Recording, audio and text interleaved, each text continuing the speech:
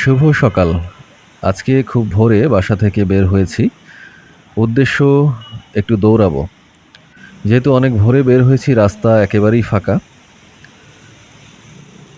চলে এসেছি অ্যাকচুয়ালি আমার বাসার ঠিক কাছেই চন্দ্রিমা উদ্যান। হাঁটছি কারণ দৌড়িয়ে অ্যাকচুয়ালি ভিডিও করা সম্ভব নয়। আ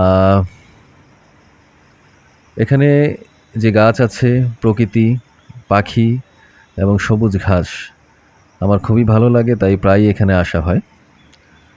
আমি খুব ভোরে চলে এসেছি, ৫:৩০ বাজে, তাই মানুষ সমাগম এখনো হয়নি। কিন্তু প্রায় প্রতিদিন কিন্তু এখানে অনেক মানুষ আসে ব্যায়াম করার জন্য।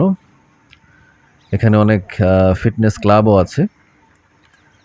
সবুজ ঘাসের এই চাদর আমার খুবই ভালো লাগে এবং সকালে কিন্তু এই সবুজ ঘাসের উপর হাঁটা স্বাস্থ্যের জন্য খুবই ভালো। এবং সকালে হাঁটা অথবা দৌড়ানো কিন্তু শরীরের জন্য খুবই ভালো। এটা আমাদের আসলে সবারই নিয়মিত অভ্যাসে পরিণত করা উচিত। আমি সময় পেলেই চেষ্টা করি সকালে বের হয়ে দৌড়ানো এবং তার সাথে হাঁটা। তো আজকে প্রায় ৫ কিলোর মতো দৌড়িয়েছি।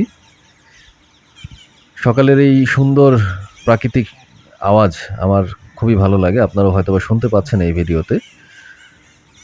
দৌড়ের ফাঁকে, ফাঁকে ভিডিও করছি। তো দৌড়াতে একেবারেই ক্লান্ত হয়ে গেছি। দিনের ১ম সূর্য বা সূর্যের আলো উঠেছে। এবার ঘরে ফেরার পালা। লাল এই কৃষ্ণচূড়ার গাছ থেকে বিদায় নিচ্ছি। দেখা হবে পরবর্তী ভিডিওতে। ভালো থাকবেন সবাই। ধন্যবাদ।